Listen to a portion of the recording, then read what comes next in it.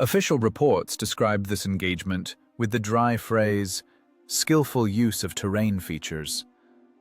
But the truth, hidden in the commander's personal, crossed-out notebook, looked completely different.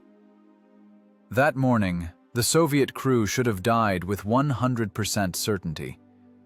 Against them was the elite of the Panzerwaffe and a thick fog where German optics worked better than our eyes. But instead of a heroic death, Senior Lieutenant Danilov chose an engineering trick for which headquarters wanted to court-martial him rather than give him a medal. What kind of strange contraption made of rusty junk did the crew weld to the turret an hour before the attack? Why did the German aces, having emptied their ammunition racks, fail to hit the target sitting right under their noses even once? And how did high school physics defeat the Reich's best armor, where cannons were powerless? Watch to the end to find out how one rusty pipe saved 4 lives, and why they preferred to forget about this method of warfare immediately after the victory. The crack of tearing armor is heard before the sound of the shot arrives. In the gorge, acoustics work against the living. The echo bounces between the rocks, multiplies the roar, and confuses the senses, turning a single shot into a cannonade. The lead tank of the column, a T-34 with a 76 caliber gun, didn't even have time to traverse its turret. The 88mm slug entered the joint of the frontal plates like a red-hot crowbar into butter. The detonation of the ammunition load is a matter of 1/10 of a second. The turret, torn off by the monstrous pressure of gases, flies into the ditch, tumbling. August 1944. Foothills of the Carpathians. Here, the war loses the scale of frontal operations and turns into a duel at knife-fighting range. The gorge is shrouded in a dense, sticky fog. This isn't morning mist, but heavy milk in which sounds and silhouettes drown. Visibility is 0.0. But death arrives from out there with the punctuality of a railroad timetable. Guards, Senior Lieutenant Danilov looks at the burning wreck through the periscope of his IS-2. The glass is fogged up from the inside. The fighting compartment holds the heavy smell of diesel fuel, rancid oil, and unwashed bodies. The fan hums but can't keep up. Danilov wipes the periscope with the sleeve of his greasy coveralls. He feels no fear. Fear burned out back at the Kursk bulge. All that remains is the cold, dry anger of an engineer who sees a mechanism breaking but can't yet find the cause of the failure. Danilov isn't a career soldier in the usual sense. Before the war, he calculated loads on load-bearing beams at the Uralmash Design Bureau. Now, he calculates the angles of impact of shells against armor, and his calculations show a grim result. The Germans hold the only road through the pass. They can't be seen. The Jagdpanther, a low, predatory, self-propelled gun with a long barrel, fits perfectly into the geometry of the ambush. It doesn't need to maneuver. It just needs to wait. German gunners, staring through Zeiss optics, see through the breaks in the fog better than Soviet commanders do through their observation devices. They fire by sound, by shadows, by intuition. The colonel calls Danilov on the radio. The regimental commander's voice breaks through the static, distorted by interference and tension. The order is short. Report to the command post. The IS-2, its V-12 diesel roaring, slowly turns around on the narrow patch of ground, its tracks clanking on the rocky soil. 46 tons of alloy steel and explosives. The machine is heavy, inertial. The driver mechanic, Sashka, curses into his throat mic, hauling on the friction clutches. The control levers move stiffly. The driver's hands tremble from constant tension. It's not fear. It's muscle failure. Sashka has been sleeping 3 hours a day for the 2nd week running. It is damp in the regimental commander's dugout. A map is spread out on the table, speckled with red and blue pencil marks. The colonel doesn't look up. He smokes one papyrosa after another. Smoke hangs under the log ceiling like a blue cloud. "Third vehicle this morning, Danilov," the colonel says dully. "We are marking time. Corps command demands a breakthrough, and I can't lead the regiment through this meat grinder." Danilov approaches the table. He looks at the map not as a tactician, but as a physicist. "Comrade Colonel, a frontal attack is impossible. The Germans have the first shot advantage." The colonel sharply raises his head. His eyes are red from insomnia. "You have 122 millimeters of arguments, engineer. Your shell punches through a panther continuously from 1.5 kilometers. What are you missing?" "Time," Danilov answers calmly. "I am missing time." He takes a pencil and quickly, broadly draws a diagram on the margins of the map. "Look, German PaK-43 gun, caliber 88, fixed ammunition. Reload time 6 to 8 seconds. We have a 122mm D-25T howitzer cannon, separate loading. The shell weighs 25 kilograms. The casing is another 25. The loader, Kuzmich, is as strong as an ox, but he isn't a robot. The reload standard is 20 seconds. In combat conditions, with carbon monoxide and shaking in the turret, it's up to 30. Danilov pauses, letting the numbers settle in the commander's mind. And now the main thing, the muzzle brake. Ours is the active type. When firing, gases blast sideways and backward. In this fog and dust, every shot from the IS-2 is like a magnesium flash in a dark room. We illuminate ourselves. I take a shot, and I'm blinded by dust for 10 seconds. The Germans see the flash. They pinpoint the position instantly. While Kuzmich is ramming a new shell, 3 German slugs fly at us. 3 against 1. That is the mathematics of death, Comrade Colonel. We live exactly 20 seconds after the first shot. Silence hangs in the dugout. Somewhere, far away, on the pass, artillery booms again. Mortars are working, grinding stones and infantry. The colonel stubs out his cigarette on a shell casing serving as an ashtray. "So what do you propose? Wait for the fog to clear?" "We don't have time. The main German forces will be here tomorrow. If we don't knock out this cork today, the operation will fail." Danilov straightens up. He remembers the workshops of Uralmash, the roar of pneumatic hammers, the smell of scale, the blueprints of turret rings. There, they taught him to find non-standard solutions when standard ones lead to a dead end. War is also production, the production of destruction. If the technological process is violated, you get scrap. Scrap in war means a death notice. "I need to change the conditions of the problem," he says slowly, formulating the thought. "If I can't shoot faster, I must shoot so they don't understand where it came from. I need to separate the sound from the flash. And I need that ruined cement plant on the outskirts." The colonel frowns. "The plant? It's just ruins." "The firing sector is narrow, but there are walls, and there are utilities." Danilov no longer sees the colonel. A 3-dimensional model of the terrain forms in his head. Vectors, angles, trajectories.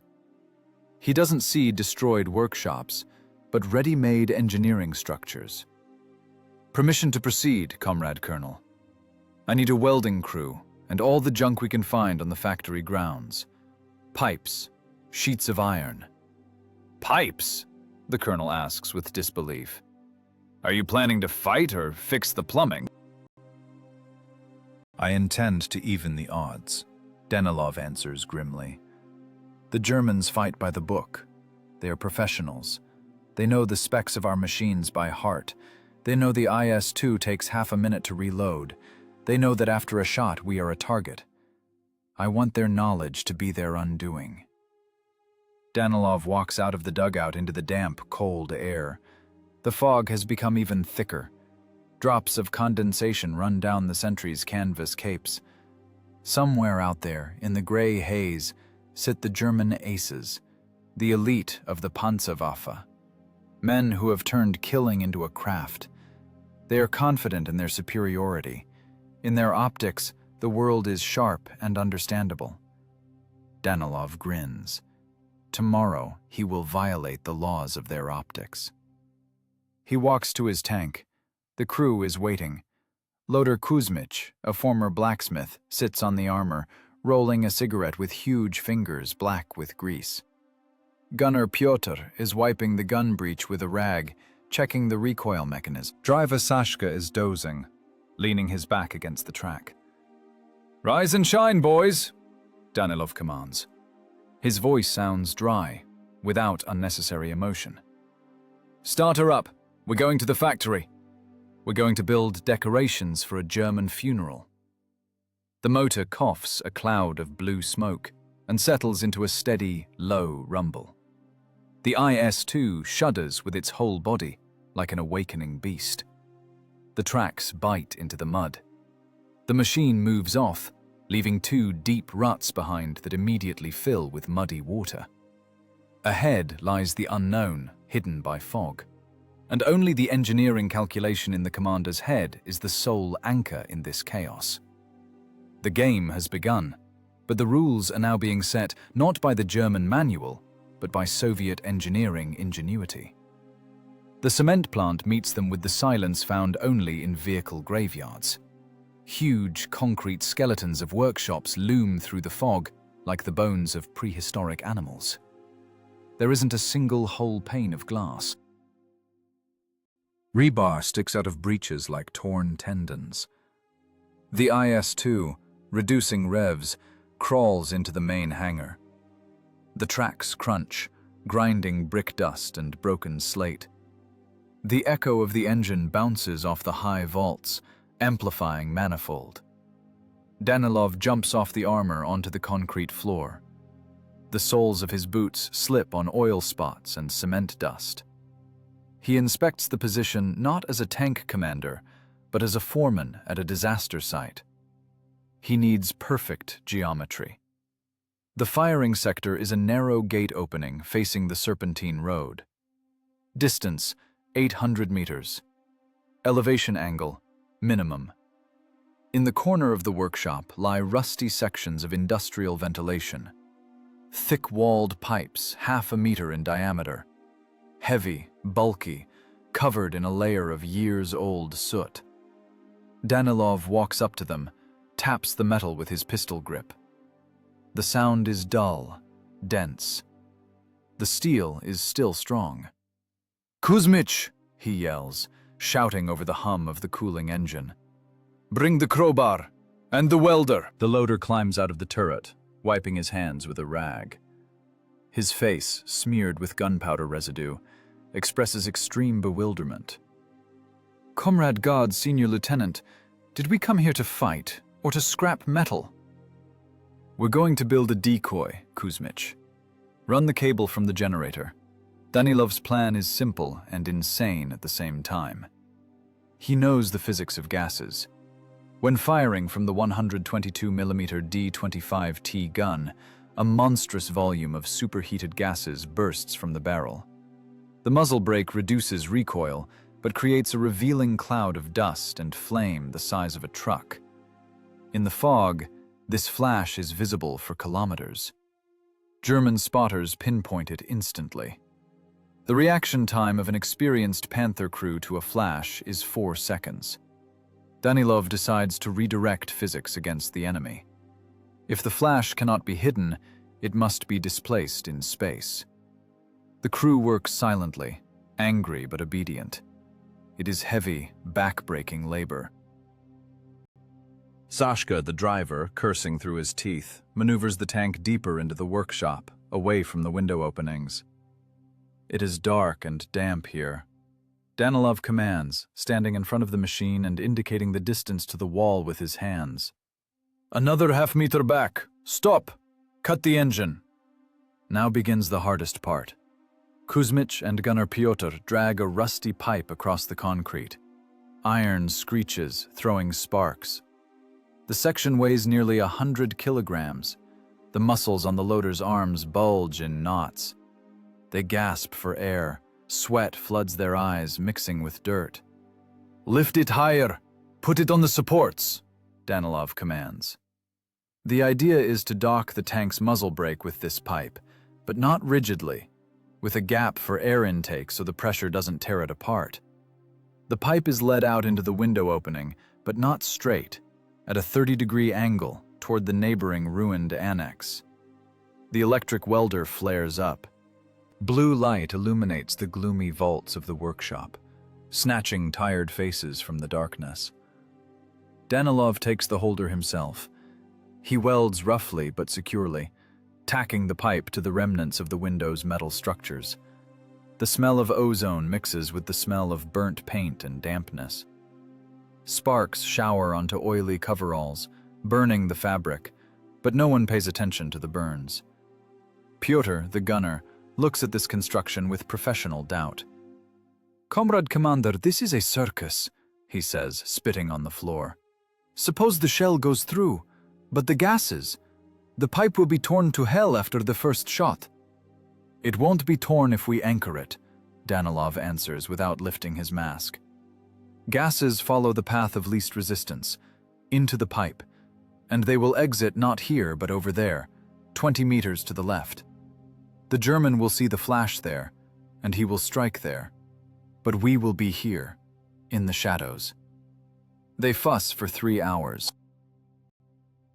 3 hours of exhausting physical labor instead of rest before the battle.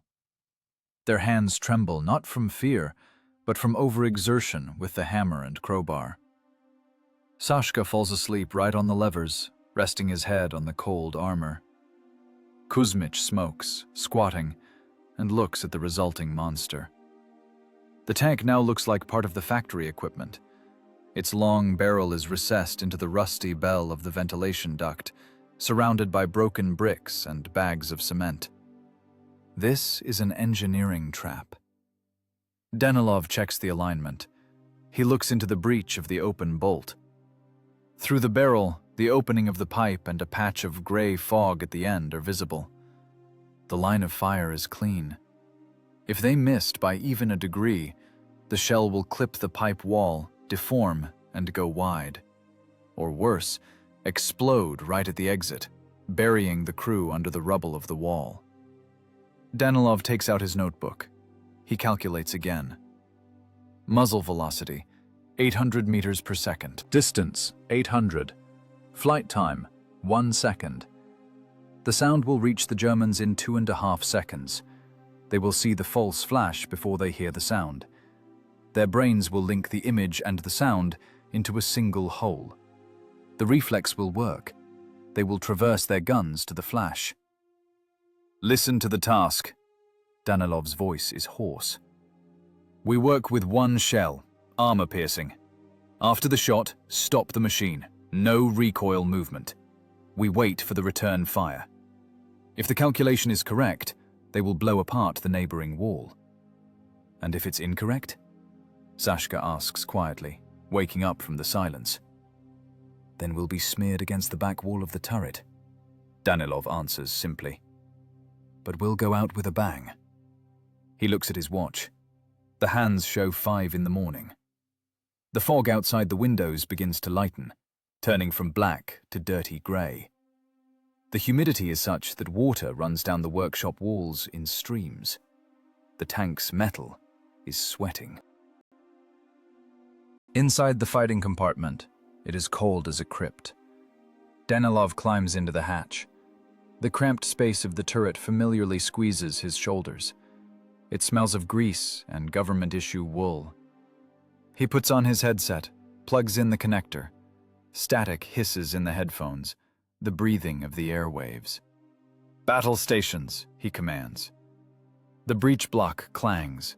Kuzmich rams a 20-kilogram slug into the breech. The casing with the charge follows. The click of the lock sounds like a sentence. Now they are part of the mechanism. There are no people, only functions. The gunner is glued to the sight, turning the hand wheels. The field of view is limited by the pipe, like blinders. Only a narrow strip of road disappearing into the fog is visible. "Wait," Danilov whispers. "Wait until they believe we have left." The silence in the tank presses on the ears. The ticking of the onboard clock is audible. Kuzmich's heavy breathing is audible. The cooling metal of the weld on the pipe is audible. This is the physics of waiting, the heaviest load on the nervous system. Sitting in an iron box, knowing that somewhere in the fog an .88 caliber is already searching for your armor. Engineering genius ends where the lottery of war begins. All calculations are made, angles are verified, the structure is assembled. Now everything depends on whether the German beast will crawl out of its lair into the line of fire, and whether the rusty Soviet pipe will withstand a shockwave capable of knocking over a truck. Danilov wipes the periscope eyepiece. Gray haze. A drop of condensation slowly crawls down the glass, counting off the last seconds before the storm. Dawn in the mountains comes not with the sun, but with a shift in shades of gray. The inky darkness of night gives way to dirty white murk. The fog, soaked with moisture overnight, becomes dense, almost tangible.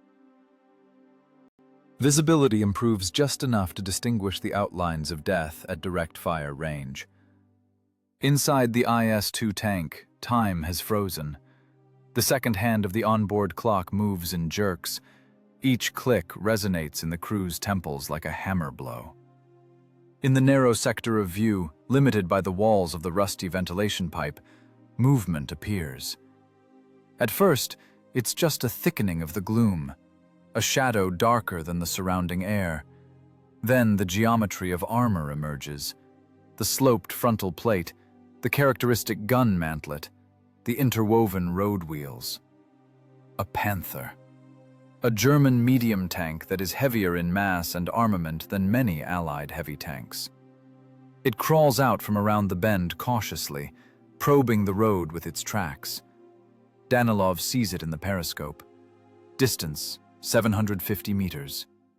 For the Panther's long-barreled gun, this is a distance of guaranteed destruction. If the German gunner notices the glint of optics in the depth of the workshop, he will fire on reflex. But the factory seems dead. Piles of concrete, protruding rebar, and rusty pipes are the natural chaos of war in which the eye doesn't snag on a threat. The German feels like the master of the situation. He knows the Russian tanks are blind and slow. He exposes his side, turning the hull to inspect the gorge. This is a mistake the price of which is the life of a crew of 5 men. "Aim at the center of the hull." Danilov's voice in the headset sounds flat, devoid of intonation. It is not an order. It is data input into the fire control system. Pyotr, the gunner, rotates the hand wheels. His fingers, rubbed raw against the cold metal, work with jeweler-like precision. The crosshairs of the sight settle on the side of the German machine, where the ammunition is stored behind the armor. "Ready," breathes Pyotr. The heart skips a beat. Danilov looks at his construction. The rusty pipe welded to the window seems flimsy and unreliable. If the shell grazes the wall, if the weld snaps, if the gases go backward, they will burn in their own tank. But there is nowhere to retreat. "Fire!" Pyotr presses the trigger. At that moment, physics takes over biology. 122 millimeters of caliber is not a shot. It's a directed explosion. 25 kilograms of steel and explosives break from the rifling of the barrel. Monstrous pressure of gunpowder gases pushes the shell forward, accelerating it to 800 meters per second. Recoil presses the 46-ton machine into the concrete floor, making the suspension groan. The gun breech flies back, barely missing the guardrail. The shell passes through the rusty tunnel of the ventilation pipe without touching the walls. It goes into the fog as invisible death. But the main thing happens with the gases. A huge cloud of superheated fire and soot, bursting from the muzzle brake, strikes the pipe. Pressure seeks an exit. The structure groans, metal deforms, but it holds the blow. Instead of blooming right in front of the tank's mantlet, the fireball rushes along the tin chute and spits out in the neighboring window opening, 15 meters to the left and higher than the IS-2's real position. For the German observers sitting in ambush higher up the slope, the picture of the battle looks unambiguous. They see a bright muzzle flash on the second floor of the destroyed administrative building. The sound arrives later, but their brains have already constructed the vector for the counterstrike. In the same second that German spotters shout coordinates into their radios, the armor-piercing, blunt-nosed BR-471B shell meets German armor. The Panther's side is 45 millimeters of steel. For the beast hunter, this is paper. The shell doesn't even notice the obstacle. It smashes through the side, bursting into the fighting compartment. The kinetic energy of the impact turns the tank's insides into a meat grinder of shrapnel and molten metal. The ammunition detonation is instantaneous. The Panther's turret jumps like a lid on a boiling pot. A column of flame 3 stories high tears the fog apart. The shockwave sweeps toolboxes and spare tracks off the armor. "Hit!" Pyotr screams, but his cry drowns in the roar of the return strike. The ambush worked, but not the way the Germans are used to. They fire at the flash.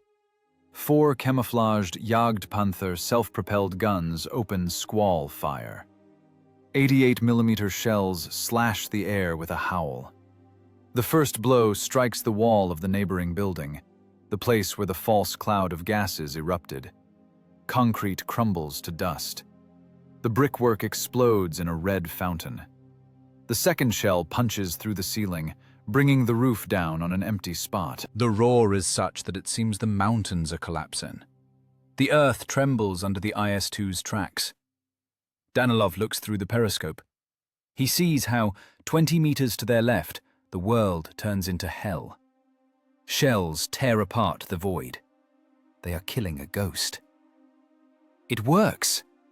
Sashka, the driver, pounds the levers with his fist, his eyes wide with adrenaline. "Comrade Commander, they're pounding the pipe!" Inside the tank, there is a smell of burnt gunpowder. The fan howls strangely, trying to pull out the gases, but a blue fog still hangs in the fighting compartment. Eyes water. There is a ringing in the ears, drowning out all sounds. But they are alive. The armor is intact, not a single scratch. "Cut the joy!" Danilov's voice is cold and hard again. "Kuzmich, load! Armor piercing! We have 20 seconds until they realize they are shooting at a mannequin." Kuzmich, grunting, lifts the next shell from the floor. 25 kilograms of death. His movements are honed to automatism, but fatigue is already taking its toll. His hands slip on the smooth metal of the shell. He drives it into the breach, ramming it home. The sound of metal on metal. Casing! Danilov feverishly searches for a new target. The flashes of German shots gave away their positions. Now the fog is playing against them. The Germans illuminated themselves. "Reference point 2, corner of the tree. I see the flash," Danilov commands. Pyotr rotates the turret. The electric drive hums laboriously. The heavy turret with the long barrel turns slowly, painfully slowly. Every second is an eternity. Danilov understands. The Germans are reloading now. Their rate of fire is higher. They have fixed ammunition. They can fire 2 shots while Kuzmich assembles 1. But they are shooting at the wrong place. For now, they are shooting at the wrong place. "Ready!" Kuzmich yells, slamming the bolt shut. The lock clicks. The circuit is closed. Danilov looks at the pipe. From the first shot, its fastenings have loosened. The metal has turned blue from the heat.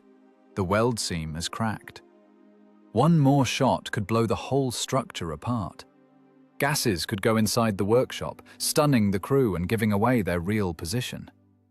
This is a risk. Maximum risk. But there is no other way out. Fire! Impact again. Again the tank shudders as if in a fever. And again the fiery dragon rushes through the pipe, spitting flame to the side. The German shell, fired a second earlier, strikes the corner of the building, taking out a load-bearing column. The ceiling of the neighboring workshop collapses with a crash, raising a cloud of cement dust. The IS-2 stands in a cloud of this dust, invisible and invulnerable, like an ancient lizard in a cave. The second German SPG, carelessly exposing its side, takes a hit under the superstructure. The armor fails. The steel bursts. A fuel explosion turns the machine into a bonfire. 2-0 in favor of engineering. But there is no euphoria. There is only cold calculation and the understanding that this cannot last forever. The pipe is smoking. Insulation on the wires inside the workshop is smoldering. The air becomes hot and acrid. Danilov wipes the sweat flooding his eyes. He knows. The Germans aren't idiots. They are aces. They have already begun to understand that the geometry of the battle doesn't add up. Shells are flying from one point, but flashes are visible in another. Soon they will calculate the parallax. Soon they will find the true source of death. And then the real meat grinder will begin. Reload! Faster, Kuzmich, faster! Danilov feels time slipping through his fingers like sand. Each subsequent shell is heavier than the last. Each second of waiting is longer than an hour. War has turned into a conveyor belt, where on one side is brute force, and on the other is fragile cunning assembled from scrap metal on the fly. Panic is a state where the instinct of self-preservation shuts off logic. German crews, the elite of the tank forces, are now acting on pure reflexes. They see a flash in the breach of the neighboring wall and hit it. They hit accurately, cohesively, like on a firing range. 88mm shells blow brickwork to dust, turning concrete ceilings into rubble. They are destroying emptiness. They are fighting a ghost made of tin and welding.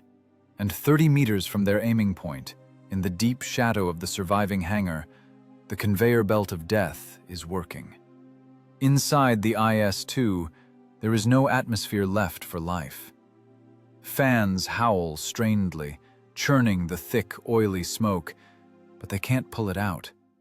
Gunpowder residue from 122mm shots doesn't just smell, it has a taste. The sweet, sour, metallic taste of nitrogen and carbon oxides. It settles on the tongue, tears at the throat, makes eyes water so much that the reticle blurs into a cloudy spot. Loder Kuzmich is no longer a human. He is a hydraulic mechanism working at the limit of metal's strength. There isn't a dry thread on him. His tunic has darkened with sweat and stuck to his back like a second skin. His task is the hardest physically. The D-25T gun is a separate loading weapon. This means every shot is 2 movements. First, he must lift a 20-kilogram high-explosive or armor-piercing shell from the floor. Drive it into the breach, with the rammer with force, so the driving band bites into the barrel rifling. The sound of the impact is a dull, heavy thud. Then, the casing with the propellant charge. Another 15 kilograms of brass and gunpowder. Kuzmich grabs it with oil-slick gloves, rams it in after. The wedge breech block clangs, cutting off the breech from the fighting compartment. This sound is like a falling guillotine. "Ready," he wheezes. His voice is gone. His throat is raw from the gases. The whole procedure takes 20, sometimes 25 seconds. For modern combat, this is an eternity. A T-34 tank manages to fire 3 times in this time. A German Panther, 4 times. But the IS-2 doesn't need a high rate of fire. It needs only 1 hit. Danilov doesn't shout. He conducts the battle silently, saving oxygen. In his hands is a hardcover notebook. The pencil shakes, but the lines come out straight. This isn't a hero's diary. It's a laboratory test log. Target number 3. Ferdinand self-propelled gun. Distance 800. Lead half a hull. Ricochet. Repeat shot. Into the lower glacis plate. Burning. He makes a note like an accountant balancing debits and credits. 3 German machines have already been turned into smoking bonfires. Their crews didn't even understand where death flew from. Until the last second, they looked at the fake pipe spewing flame. "Shot!" Danilov commands. The tank shudders again. The breech flies back, barely missing the guardrail. The ejector spits the smoking casing onto the floor with a clang. It falls with a heavy ring, rolling underfoot. Hot brass burns boots. The fighting compartment fills with a new portion of acrid smoke. There is nothing to breathe. Sashka, the driver, coughs, bent over the levers. Carbon monoxide is a silent killer. First comes euphoria, then rubbery legs, then darkness. To keep from passing out, Sashka slaps his own cheeks, leaving black, oily marks. The feeling of impunity is intoxicating. It seems it will always be like this. The Germans miss, the decoy pipe works, the armor is strong. But Danilov knows. This is an illusion. Mechanisms get tired, just like people. The recoil system has heated to a critical temperature. The fluid in the recoil brake is boiling. If the seals fail, the gun will jam. Or worse, on the next shot, the breech will tear off its mounts and smear the crew against the back wall of the turret. "Tempo! Keep the tempo!" Danilov sees in the periscope that the German tanks are starting to maneuver. They aren't pushing forward anymore. They are crawling to the flanks, seeking cover. The panic has passed. The enemy is starting to think. This is the most dangerous part. Kuzmich drops a shell. The heavy slug falls onto the rack with a crash. "Son of a bitch," he curses, tearing skin off his knuckles. Hands don't obey. Muscles are clogged with lactic acid. Fingers cramp. He lifts the shell again, growling with exertion. The weight seems exorbitant. 25 kilograms have turned into 100. "Stay awake." Danilov kicks the gun guard. "Kuzmich, 3 more shells. Just 3. This is a conveyor belt. Load, aim, fire, wipe sweat, inhale fumes. Load, aim. Outside, in the fog, the drama of destruction unfolds. The 4th German machine, trying to escape the shelling, exposes its stern. Pyotr catches this moment. He doesn't think of the Germans as people. For him, it's just a moving target with a certain velocity vector. Target acquired. Fire. This time, the pipe fails. The weld seam, overheated by previous volleys, bursts with the screech of tearing steel. The heavy ventilation section falls off the window opening and crashes down, raising a cloud of dust. Gases from the shot, finding no exit to the side, partially burst back into the workshop, hitting the tank's armor with a hot wave. "Concealment blown!" Sashka screams. Inside the tank, it becomes dark with dust. But the shell has already gone. A second later, another torch flares up on the road. 4th victory. 4th checkmark in Danilov's notebook. But now, the game is over. The ghost has lost its invisibility cloak. The pipe lies on the ground, a pile of twisted metal. The next shot from the IS-2 will give away their position completely. The muzzle brake now looks out at the world openly. without any tricks. In the silence that ensues for a second, the blood rushing in ears is audible. The ringing is such as if one's head is stuck in a bell. Danilov looks at his men. Kuzmich sits on the floor, leaning back against the ammo rack. His chest is heaving, mouth open, gasping for poisoned air. Pyotr wipes his eyes, which are red as a rabbit's. This is not a triumph. It is heavy, dirty work that makes you sick. But they did it. They stopped the column. They bought time. However, war does not forgive pauses. Danilov feels the vibration of the ground change. This isn't from their shots. Heavy German artillery is working. They detected the fall of the pipe. They understood. "Close hatches!" Danilov commands, throwing down the pencil. "Sashka, reverse! Back into the depths of the workshop! Move!" The conveyor belt has stopped. Now the meat grinder begins. The tank roars, belching clouds of black smoke, and begins to back up into the saving darkness of the ruins. But the German spotter is already transmitting coordinates. And now, flying into these coordinates are not 88 millimeters, but something heavier. 128 millimeters from a Jagdtiger don't know the word ricochet. The trap worked. But the enemy learns fast, and here, chaos begins. The Germans aren't targets in a shooting gallery. They are engineers of war, with 5 years of destruction practice behind them. They see that 4 of their machines are burning, but there is no return fire from the point of impact. They see that the IS-2's shells arrive from one angle, while flashes are seen from another. They need exactly 1.5 minutes to solve this geometric equation. Parallax is calculated.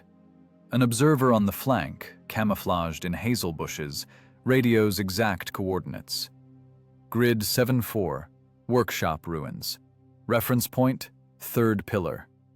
Now, not rate of fire, but caliber is playing against Danilov. A heavy Ferdinand self-propelled gun crawls into position slowly, with the dignity of an executioner.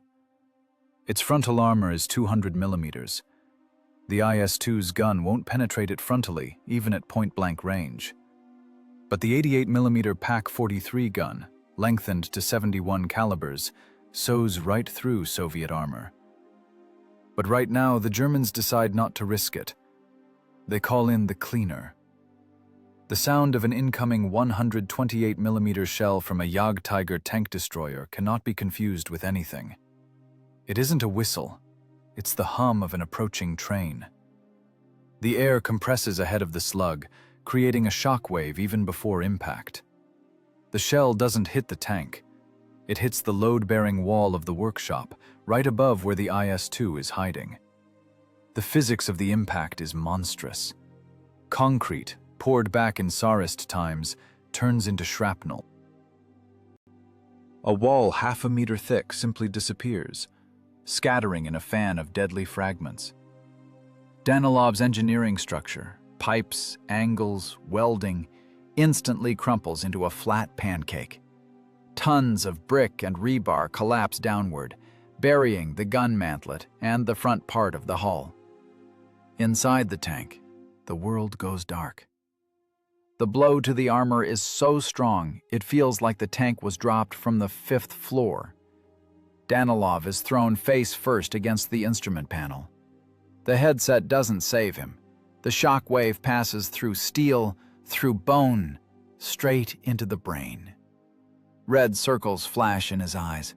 Then, absolute ringing darkness sets in. It is a moderate concussion. Sound has disappeared. Only a high-frequency squeal remains, as if a self-tapping screw is being driven into the skull. Danilov tries to inhale, but his lungs are spasmed. He tastes salt and blood in his mouth, split lips, or worse, burst eardrums. He opens his eyes. It is dark in the fighting compartment. Emergency lighting flickers, snatching distorted faces from the gloom. From above, Through the slightly open commander's cupola, concrete crumbs and dust are pouring down. It clogs everything: lungs, instruments, the gun breech. "Pyotr!" Danilov tries to shout, but doesn't hear his own voice. The gunner is hanging on the sight, forehead buried in the brow pad. Blood runs down his face. Small concrete fragments that punched through the vision-slit gaps have cut his skin. Kuzmich is lying on the floor, hugging a shell casing, shaking. The tank is blind. The tank is deaf. "Cover blown!" This thought breaks through the pain first. Now they are not hunters. They are a rat cornered, upon whom the ceiling has been brought down. Danilov kicks the driver's shoulder with his boot. Sashka, gripping the levers with a death grip, stares ahead with a glazed look. The driver's periscope is shattered. Instead of a view, there is a web of cracks and a gray wall of concrete. "Back!" Danilov screams, tearing his vocal cords, hoping the vibration of his voice reaches the soldier's consciousness. "Full reverse!" Sashka reacts on the level of muscle memory. He jerks the friction clutches and guns the engine. The V12 engine roars, choking on dust. Air filters are clogged, the mixture is too rich, but 12 cylinders continue to work. 46 tons of steel shift with a grind. Tracks spin on broken brick, throwing sparks. The tank, growling and jerking, begins to crawl out from under the rubble. The gun barrel, buried in debris, scrapes concrete slabs with a wild screech. The muzzle brake is torn off. It was simply sheared off by a falling beam. Now the gun looks like a sawed-off pipe. As soon as the tank's stern appears from the dust cloud, the Germans open fire for effect. Impact. Ricochet. An 88mm armor-piercing shell grazes the cast turret, leaving a deep furrow glowing white-hot. Sparks fountain to the sides. If the angle of impact had been 5 degrees less, the crew would already be dead. This is the mathematics of ricochet multiplied by luck. Turn around, head for the green. Danilov understands they are now trapped in the workshop. The IS-2 backs up, snarling with its engine. The turret is jammed by debris, turning it as impossible. Gunner Pyotr, coming to his senses, tries to blow out the barrel with compressed air, but the system is severed. They can't shoot. The tank has turned into a tractor. Now begins the scariest part: blind combat. Sashka drives the machine by instruments that don't exist. He orients himself only by gaps in the dust curtain. High explosive shells burst to the right and left. Shrapnel drums on the armor like hail on a tin roof. This is the sound of impotence. You sit in a steel box that shakes, rattles, and heats up, waiting for the physics of armor to lose to the physics of the shell. Inside, the heat is like a blast furnace. Ventilation isn't working. The smell of blood mixes with the smell of burning rubber from the road wheel tires. Danilov looks at Pyotr. He wipes blood from his eyes with his sleeve and tries to manually turn the elevation handwheel. Useless. The gears are jammed with stones. "Drop it!" Danilov commands. "Bow machine gun!" They tumble out of the factory ruins into open space. The fog has almost cleared, torn by explosions and wind. Now they are visible in the palm of a hand. 200 meters to the saving ravine. 200 meters across an open field plowed by craters. German self-propelled guns, sensing blood, begin to close in. They come out of ambush, confident in their victory. Their silhouettes are clearly visible against the mountains. "Sashka, punch it!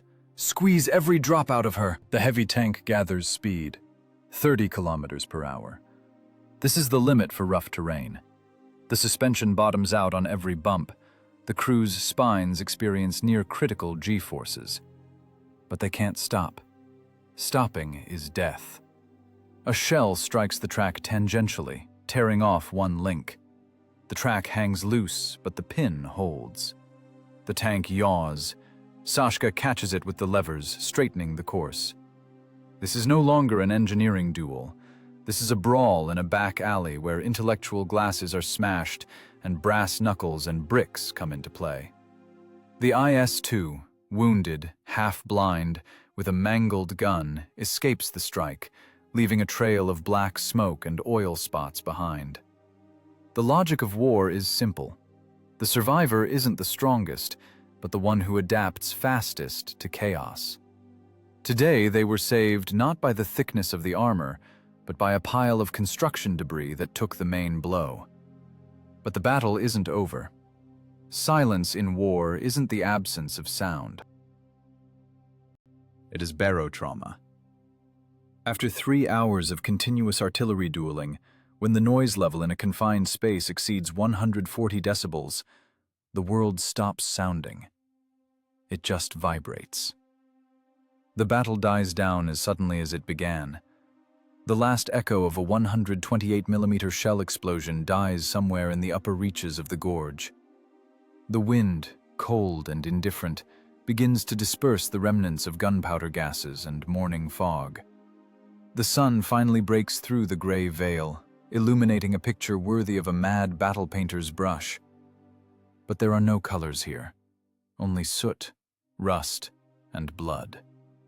Below, on the winding ribbon of the mountain highway, 6 German machines are burning out. This is no longer the formidable machinery of the Wehrmacht, not the pinnacle of the Reich's engineering thought. It is scrap metal. 3 Jagdpanther SPGs stand with their barrels buried in the ground. One has the roof of its superstructure torn off, the result of an ammunition detonation after a 122mm armor-piercing shell hit the side. The internal pressure of the explosion was such that the weld seams came apart like rotten threads. A little further, blocking the road, a heavy Ferdinand tank destroyer smokes. Its 60-ton carcass looks pitiful. The track is knocked off. The idler wheel is torn out with chunks of metal. Thick, black, oily smoke billows from open hatches.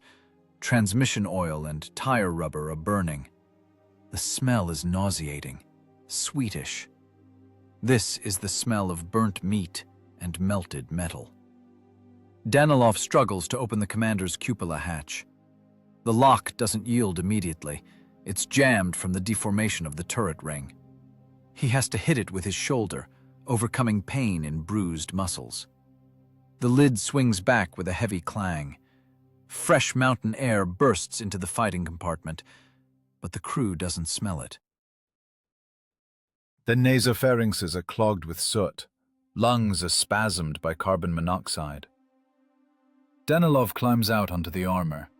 His legs won't hold him. He slides down the turret, clinging to the grab handles, and falls onto a pile of broken bricks. He is black. Face, hands, coveralls, everything is covered in a layer of greasy soot mixed with sweat and dust. Only the whites of his eyes shine against this background with unnatural whiteness. He looks at his tank. The IS-2, machine number 412, stands behind a pile of rubble, looking like a beast that survived a fight with a dragon. The tank is mutilated. Paint has burned off, exposing gray steel. The entire left side of the turret and hull is scored with deep furrows from ricochets. Marks from 88mm hits look like pockmarks. Metal at the impact points melted, flowed, and froze in bizarre blobs.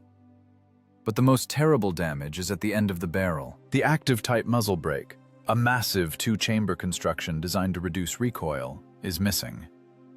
It simply isn't there. Only the jagged, torn edge of the barrel pipe remains. Apparently, a concrete slab fragment, or a direct hit from a small-caliber shell, sheared it off during the final dash backward. Now the D-25T cannon looks like a stump. It cannot be fired. Recoil without the brake will tear out the breech and kill the crew. The tank is unarmed. But it is alive. Sashka climbs out of the driver's hatch. He staggers like a drunk. He is vomiting. Concussion of the vestibular system has deprived him of his sense of balance. He sits right in the mud, clutching his head with his hands. Thin, dark streams of blood flow from his ears. Eardrums burst. He hears nothing. He looks at the commander and tries to say something, but his lips move soundlessly. Pyotr and Kuzmich climb out next. The loader holds his right arm suspended, a dislocated shoulder joint. 30 shells weighing 25 kilograms each, which he threw over in an hour of battle, plus impacts against armor during maneuvers. The joint couldn't take it. But there is no pain. There is only dull numbness. The adrenaline that kept them toned during the fight is now evaporating, leaving leaden heaviness in its place. Danilov walks up to what remains of his engineering miracle. In the window opening of the destroyed workshop, where an hour ago there was an ambush, hangs a mangled piece of ventilation pipe. Now it is just trash. Rusty iron, pierced in a dozen places by shrapnel, twisted into a spiral by the blast wave.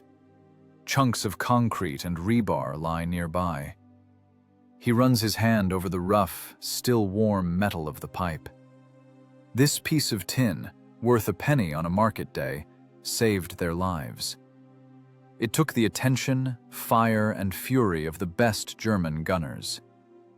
This is the physics of deception. 6 German crews, high-class professionals, died because they believed their eyes rather than logic. They fired at a pipe. They killed a ghost. Danilov feels no pride, but cold emptiness. This isn't a triumph of reason. It is simply a successfully solved strength of materials problem with a lethal outcome for the examiners. Kuzmich, sitting on the track, tries to roll a cigarette. His huge black fingers tremble so much that the tobacco spills onto his pants. He tries again and again, with the stubbornness of a robot whose program has crashed. The paper tears. Matches break. Danilov walks up to him, takes out his cigarette case. The commander's hands are also trembling, but with a fine, nasty tremor of overexertion. He offers a papyrosa to the loader. Kuzmich takes it with his lips, nods in gratitude. The lighter clicks on the third try. The flame flares up, illuminating exhausted faces. The first drag is the bitterest. Smoke tears at the burned throat, causing a coughing fit. But then relief comes. Nicotine hits the head, clearing the consciousness a little. Alive, Kuzmich wheezes. His voice is alien, creaky like an unlubricated hinge. Comrade Commander, but the gun was torn off. The gun is iron, Danilov answers, looking at the smoking hulks on the road. They'll give us new iron. But they don't issue new heads. They sit by the track of their crippled tank. 4 men, deafened, exhausted, soaked in the smell of death. Around them, among the majestic mountains, reigns a dead silence, broken only by the crackle of the cooling metal of German machines. Danilov looks at his watch. The glass is broken. The hands are frozen at 5:40. The eternity of the battle fit into 40 minutes of real time, 40 minutes in which they aged 10 years. A reconnaissance Willys is already raising dust on the road toward them. Communications are restored.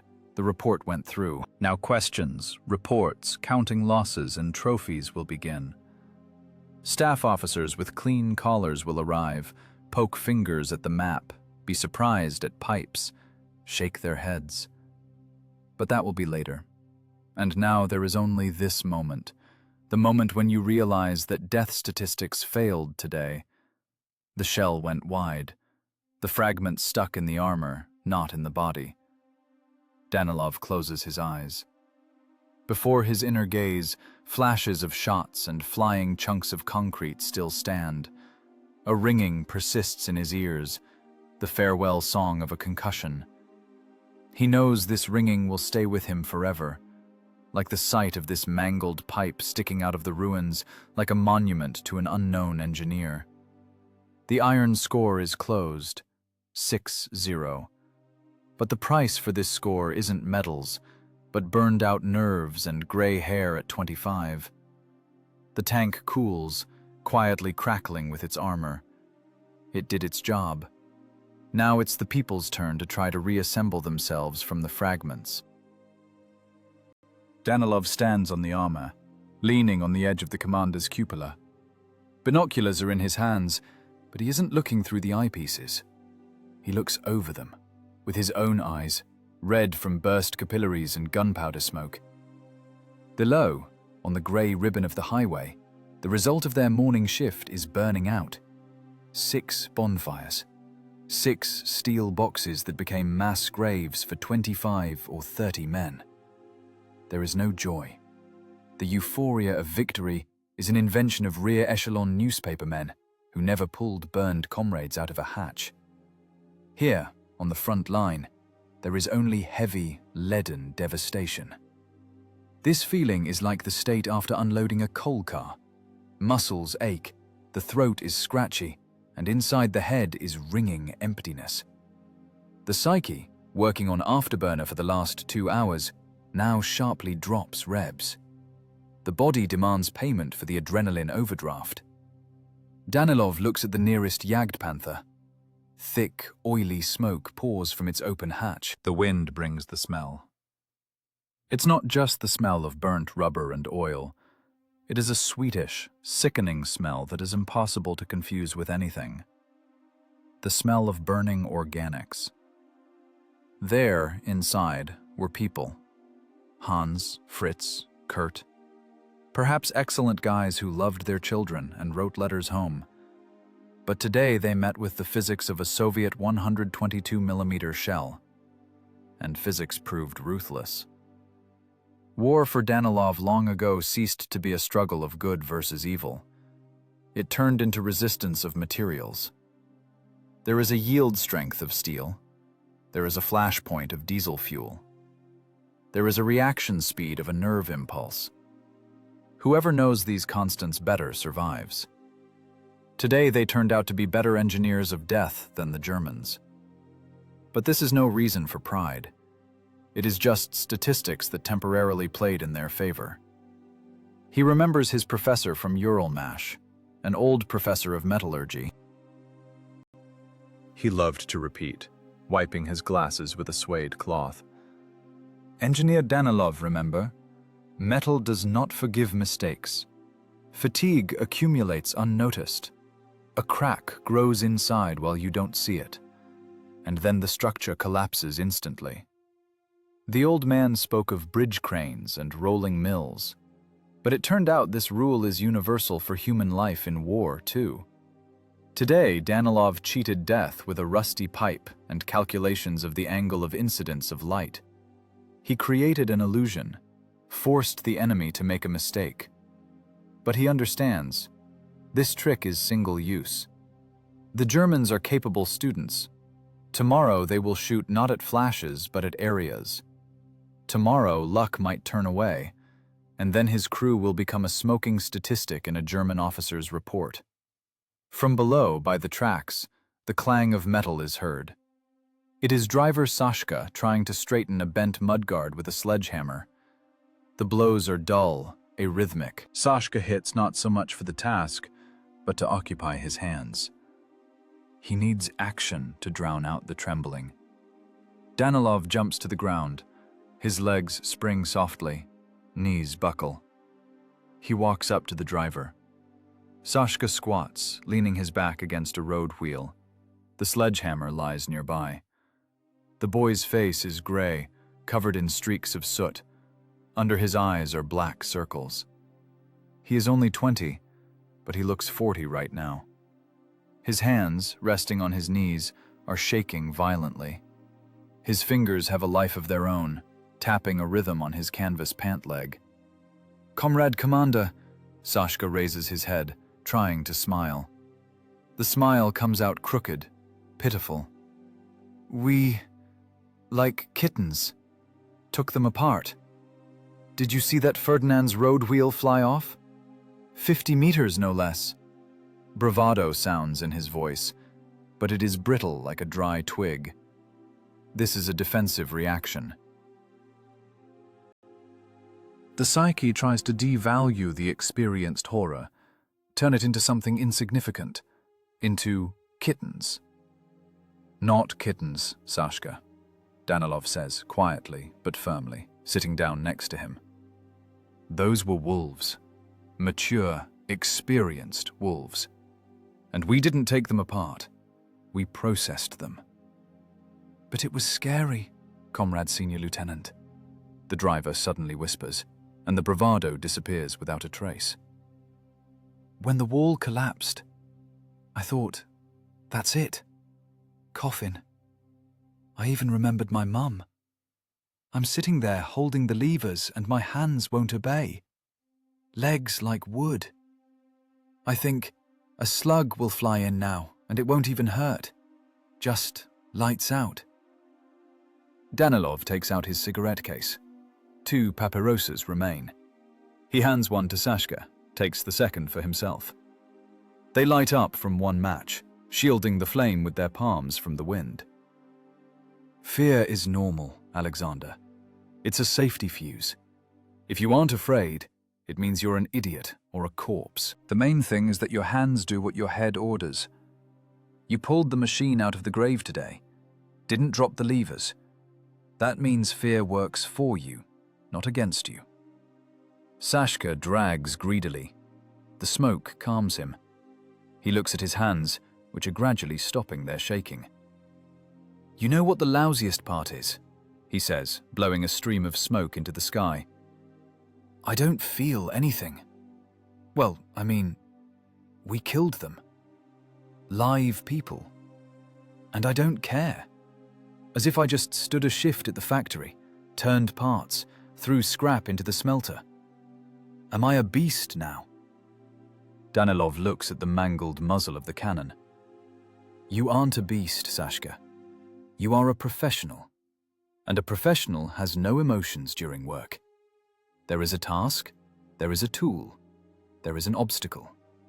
We remove obstacles. If you start pitying every German or thinking about how his guts are burning, you'll go crazy in a week, or burn yourself because you hesitate.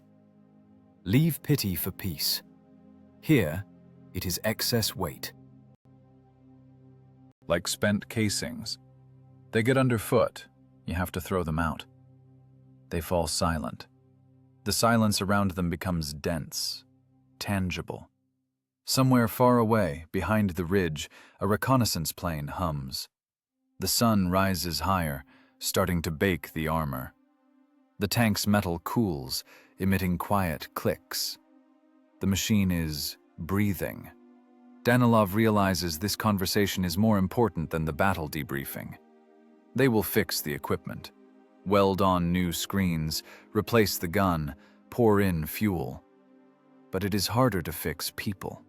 Inside each crew member, metal fatigue accumulates. Micro cracks in the soul not visible on an X-ray. And one day, at a critical moment, this metal might snap.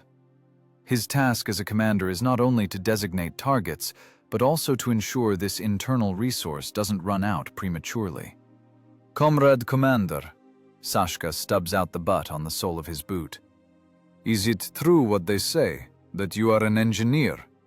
That you draw some blueprints in a notebook? I draw, nods Danilov. Only these aren't blueprints. These are bills. I record how much we borrowed from death. Today we borrowed a lot. We'll have to pay it back, with work, sweat, insomnia. And with blood? Sashka asks quietly. And with blood, if the calculations fail. Danilov stands up, brushing dust off his knees. All right, philosopher, enough sitting around. Check the tension of the left track. It looked to me like the pin on the third link is working loose. The order returns Sashka to reality. A simple, understandable task displaces thoughts of death and morality. Check track, yes sir, he answers more cheerfully, grabbing the sledgehammer. Danilov walks aside to the cliff. He looks at the road clogged with burning equipment. He doesn't feel like a hero. He feels like a laborer of war. A septic tank cleaner shoveling filth so others can walk on a clean road. It is dirty, smelly, deadly work. But someone has to do it. And it must be done with quality. Without hysterics. Without unnecessary tears. With cold calculation and a steady hand.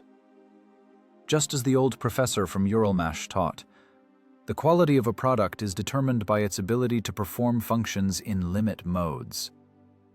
Today they withstood the limit mode.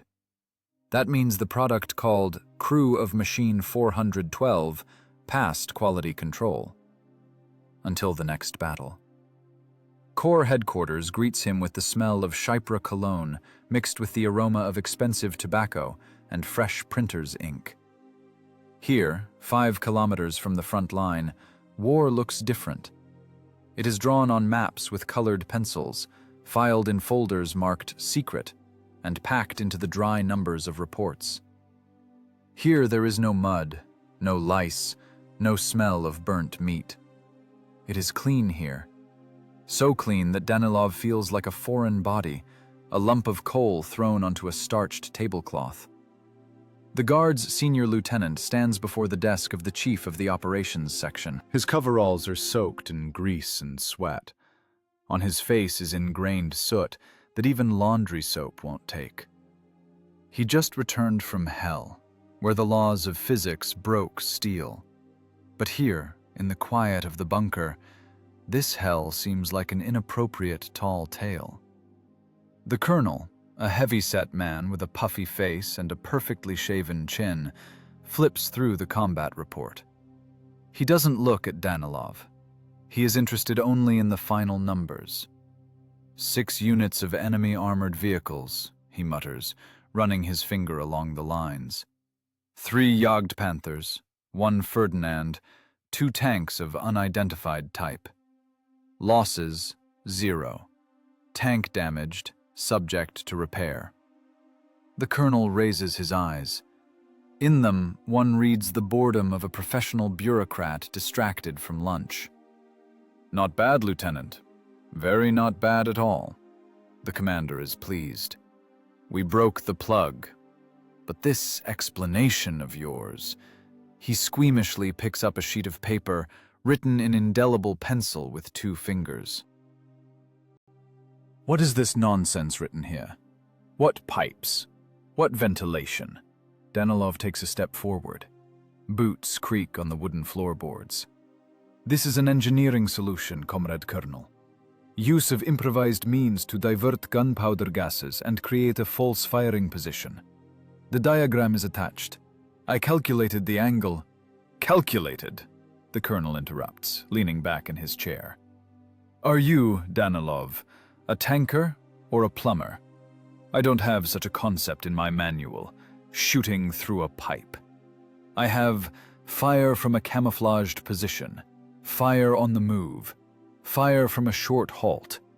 What are you suggesting I write in the commendation list? That a Soviet officer fought with the help of garbage? In the corner of the bunker, a typewriter clatters. A young clerk, not raising his head, quickly hits the keys.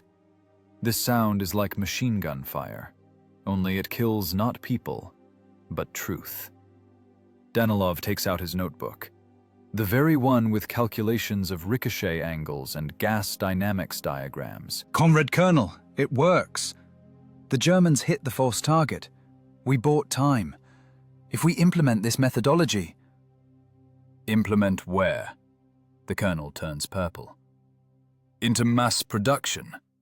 Are you suggesting factories produce rusty pipes instead of tanks? Or should I order every crew to carry a welding machine and look for dumps before battle? He throws the explanation onto the table. War is order, Danilov.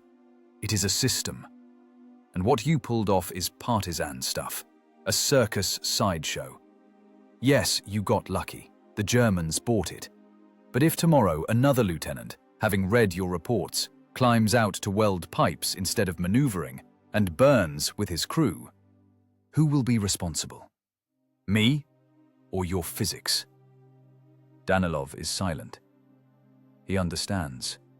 The wall before him is stronger than the frontal armor of a Ferdinand. It is impossible to breach it with logic. For headquarters, only what is written in the regulations exists. Any initiative going beyond the paragraph is perceived as a threat to the system. His unique experience, his calculations that saved the lives of 4 men and destroyed an elite enemy ambush, here, in the paper world, have no value. They are a statistical error. So, here's the deal. The colonel lights up, blowing a stream of fragrant smoke. Forget the fairy tales about pipes. In the report, we will write, skillful use of terrain features and natural cover. Sounds solid, and according to regulations. I will recommend the crew for awards. For you, the Order of the Red Banner. You earned it, hero. But stop the amateur performance. A tank is a combat vehicle, not a DIY kit. The clerk yanks the sheet out of the typewriter, inserts a new one. Chick, chick. History is rewritten. Engineering genius turned into standard formulation number 12. Dismissed, Guards Senior Lieutenant. Go wash up. You look scary. Danilov turns about face over his left shoulder. Crisply, by the book. He takes his notebook from the table. The colonel doesn't even look at these notes. For him, it is waste paper. Walking out of the bunker, Danilov hears the colonel saying to someone on the phone, "Yes, broke through. Routine work. The crews acted competently, according to the combat manual." Outside, the sun is blinding. The air here, in the rear, seems empty. There is no tension in it. Soldiers of logistics support pass by, clean, fed, cheerful. They drag crates of canned meat, laughing. For them, war is the heavy work of a loader, not a deadly lottery. Danilov sits on a bench near the communications node. He opens the notebook. The page with the calculation of the false pipe is crossed out with a thick cross. No, not with a pencil. It is crossed out by reality. He feels bitterness. Not resentment for himself, but bitterness for the senselessness of lost experience. The military machine is huge and inert. It grinds not only enemies, but ideas too. It needs cogs, not inventors. Standard tank, standard crew, standard death. Any deviation, even leading to victory, causes irritation because it violates reporting. An orderly approaches him, handing him a mug of tea. "Victory, comrade commander! Heard how you gave it to them there. Heroically." Danilov takes the mug.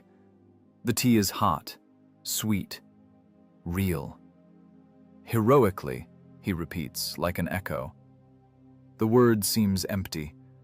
Heroism in the understanding of headquarters is the readiness to die on orders. Heroism in Danilov's understanding is the ability to survive and complete the mission despite circumstances. But these two understandings will never intersect. He looks at his hands. Soot has eaten into the skin forever. Just like the understanding that in this war he is one-on-one not only with German Tigers, but also with his own bureaucracy. And it is unknown whose armor is stronger. Forget amateur performance. The order is clear. Tomorrow he will climb into the hatch again, but there will be no more pipes.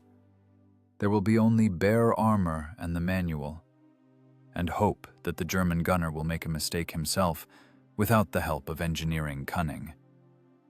Danilov finishes the tea, splashes the dregs onto the ground. The dark spot quickly absorbs into the dry soil, just as the memory of this battle will be absorbed. In a week, no one will even remember why 6 German machines burned without firing a single accurate shot. In the archives, only a dry line will remain. Used terrain features. He hides the notebook in his breast pocket, closer to his heart. There, under the tunic, the blueprints will remain intact. This is his personal war, and his personal truth, which the paper front does not need. To the machine, he commands himself, time to return to where everything is honest, where there is only the enemy, the sight, and physics, which, unlike kernels, does not know how to lie. The dawn of the next day brings no relief. It brings only a new combat mission. War gives no vacations for genius. It doesn't care that yesterday you achieved the impossible. Today, you are again just a unit in the tank regiment's staffing table. The field repair truck worked all night. Welders, angry from lack of sleep, cursed while crawling on the armor of the IS-2. They cut off the remnants of mangled metal, welded patches over the pockmarks from ricochets. The muzzle brake was replaced, taken from a knocked-out donor vehicle. Now it differs in color. The tank itself is dirty green, faded, while the new knob on the barrel is dark gray, almost black in factory primer. Danilov looks at his machine. It no longer looks like the predator that hid in the ruins of the cement plant. Now it is just a work tool, roughly patched, with scars of crude weld seams. On the armor, streaks of fresh oil and soot spots. Number 412 on the turret is barely readable under a layer of dust. "To the vehicles!" The command rolls down the column, drowning out the clang of tracks and the roar of warming engines. No long preparations, no engineering meetings, no calculations of sound reflection angles. Today, everything is extremely simple and scary. The battalion is going on the offensive against Height 205. Mission: suppress firing points, break through defenses, secure position. This is routine. The scariest part of war, when death becomes commonplace, like morning coffee. Danilov climbs into the hatch. Inside the tank, nothing has changed. The same stale air, the same smell of diesel and sweat. Only the crew has become different. They move slower, more economically. In their eyes, there is no yesterday's hunter excitement. In them is dull submission to fate. "Start her up," Danilov commands. The V12 diesel responds with a familiar shudder. The column moves out. Mud flies from under the tracks, splattering vision blocks. The IS-2, heavy and clumsy, merges into the general formation. Now it isn't a lone wolf. It is part of a herd of rhinos running at a wall of fire. Ahead is an open field. No workshops, no pipes, no saving shadows. Only kilometers of plowed earth and German positions on the crest of the hill. Danilov is glued to the periscope. The world has narrowed again to a thin strip of glass. Yesterday, he controlled the battle. Today, the battle controls him. Reference point: burnt birch. March speed: distance: 30 meters. The Germans open fire. Now, this isn't a sniper duel of aces. This is a squall. An artillery barrage covers the offensive square. The earth rises in black fountains. Shrapnel knocks on the armor like hail. Cling, clang, cling. Each sound is death knocking, but not entering. Danilov feels the tank shudder from close bursts. Now his life depends not on cunning, not on knowledge of gas dynamics, but on the thickness of the frontal plate. 120 millimeters of cast steel at a 60-degree angle. This is his only protection. And also the reaction speed of the driver mechanic. "Sashka, don't sleep. Maneuver left," he screams into the throat mic. The tank yaws across the field, moving out of the sights. This isn't a dance, it is convulsions. Mud flying into the face clogs the mouth. The fan can't cope. Yesterday they were ghosts, an invisible threat. Today they are targets. Huge, noticeable, priority targets for the entire German anti-tank defense. A shell strikes the turret tangentially. The tank hums like a huge bell. Kuzmich falls onto the ammo rack, cursing. Pyotr, the gunner, loses the target for a second. "Hold formation," the voice in the headphones wheezes from strain. Danilov understands. Yesterday's triumph was an exception, a statistical outlier. But this, mud, blood, frontal attack, this is real war. Integrals aren't needed here. Here, the patience of a stone is needed. He sees the flash of a German gun in the sight. Distance, 1.5 kilometers. High explosive. Target, infantry in the trench. Kuzmich rams the shell. This is no longer jeweler's work. It is heavy physical labor on a conveyor belt. Load, fire. Load, fire. The shell leaves, tearing up the earth on the German parapet. No magic. Just 122 millimeters of explosives grinding soil and people into mince. Danilov catches himself thinking that he isn't thinking anymore. He is functioning. The brain has shut off emotions, leaving only reflexes. See target, aim, shoot. See flash, command maneuver. Creativity has ended. Plowing has begun. To the left, a neighboring tank is burning. No one climbs out of the hatch. The ammunition detonates, blowing the turret off. Danilov looks at this indifferently. It's just -1 unit in the ledger, just a fact to consider when regrouping. "Close ranks," the battalion commander orders. And they close ranks. IS-2 number 412 crawls forward, grinding alien earth and alien lives with its tracks. Yesterday seems like a distant dream. Pipes, ventilation, optical illusions, all that was in another life. Here, in the field under mortar fire, these ideas seem funny and naive. Here, brute force reigns. Who will break whom? Whose steel is harder? Whose powder is more powerful? Danilov looks into the periscope again. The glass has fogged up. He wipes it with his finger, leaving a dirty smear. The ghost has disappeared, dissolved in the morning fog. Only a tired senior lieutenant in greasy coveralls remains, trying to survive in an iron box in the middle of a firestorm. And this storm is endless. After this height will be the next one. After that ravine, another one. And so on until Berlin itself. Kilometers of mud, tons of shells, liters of sweat. Armor piercing! Tank on the right! The mechanism of war doesn't stop for a second. It requires fuel, and the fuel is them. The tank jerks from the shot. The casing falls to the floor. Kuzmich, breathing heavily, reaches for the next one. His face is a mask of soot and fatigue. Heroism dissolves in this monotony. The feat becomes a job. We're living, thinks Danilov, feeling the armor vibrate under shrapnel blows. Just living. Another minute. Another shot. Another meter forward.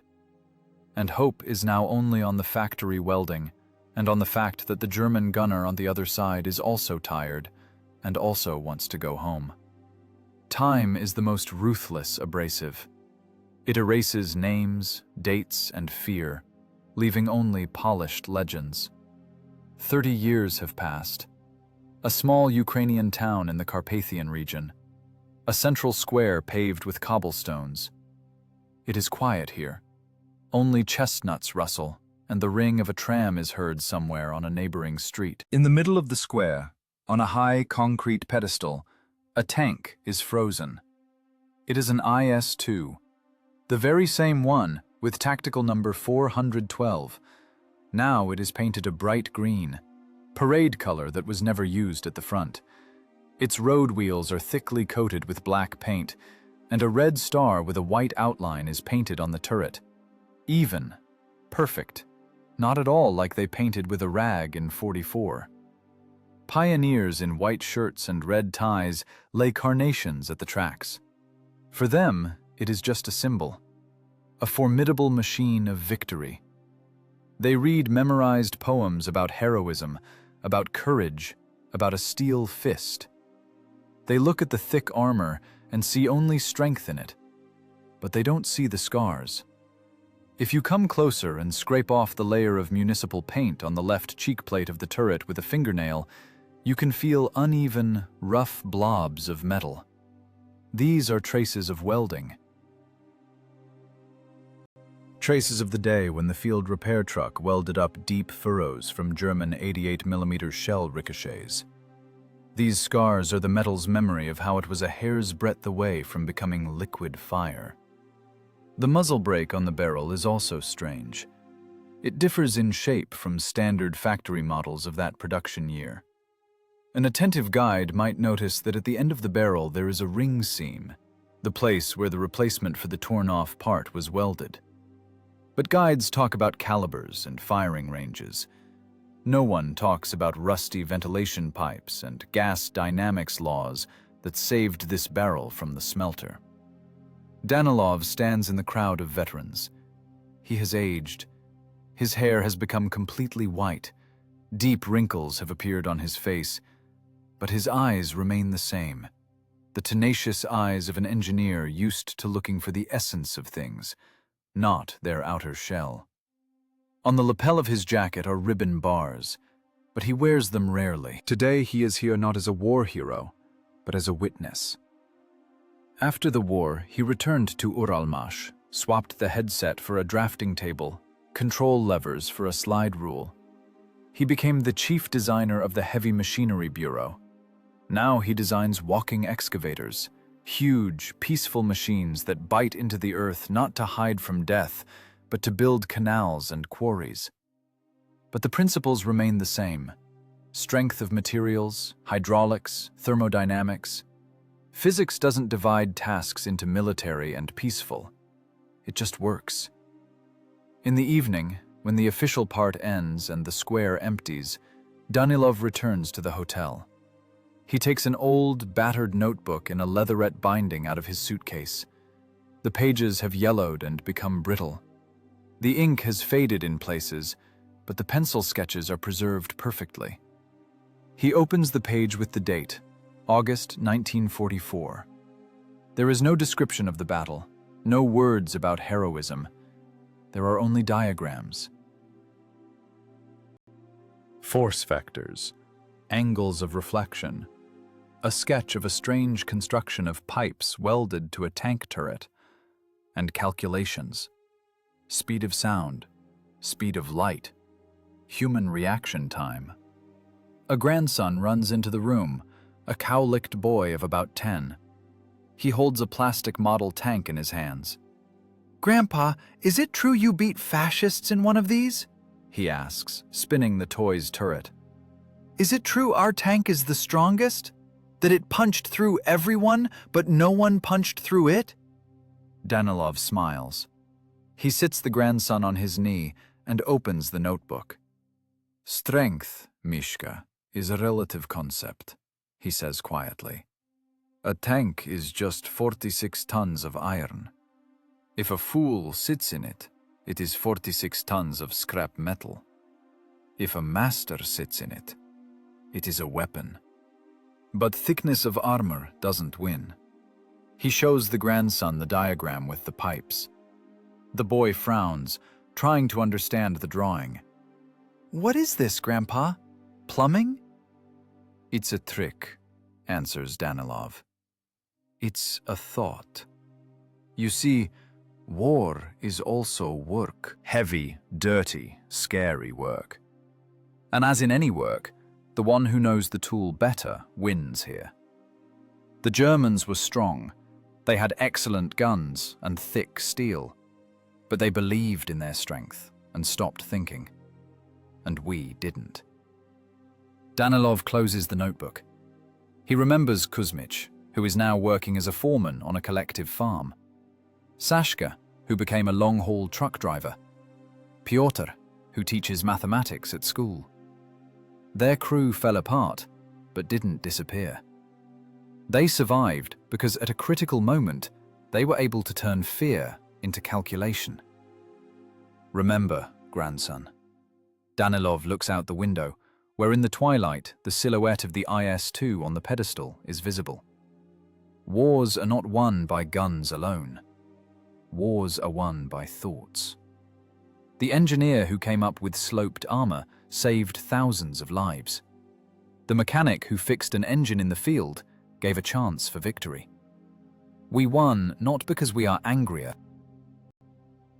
but because we know how to think even when the world is collapsing around us. The tank on the square sinks into darkness.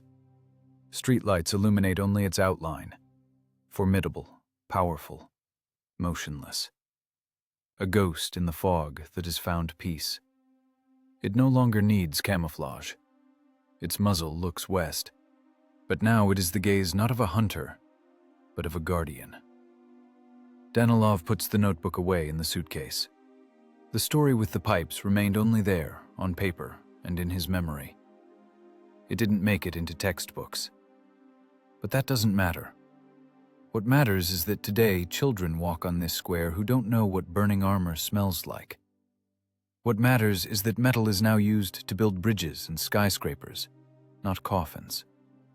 Intellect defeated force. And in this is the main truth of that war, about which the bronze of monuments is silent, but which the hands of old engineers remember. War is chaos, and a human is one who brings order to this chaos. Even if it requires just a few rusty pipes and knowledge of high school physics.